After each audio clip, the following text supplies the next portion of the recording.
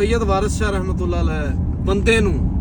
ਉਹਦੀ ਔਕਾਤ ਯਾਦ ਕਰਾਉਂਦਾ ਕਿ ਮੂੰਹੋਂ ਊਤ ਕਤੂਤੀਆਂ ਵਾ ਨਹੀਂ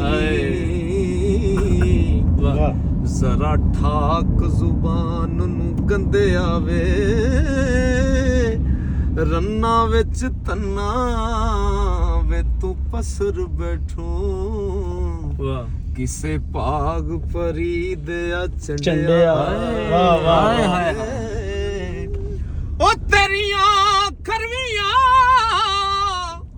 ਛਿਲਤਰਾ ਸਾਫ ਹੋਸਣ ਵਾਹ ਵਾਹ ਜਦੋਂ ਝਾੜ ਖਰਾਦ ਤਰਦੇ ਆਵੇ ਔਖੇ ਵੇਲੇ ਛਡਾਵ ਸੀ ਕੌਣ ਤੈਨੂੰ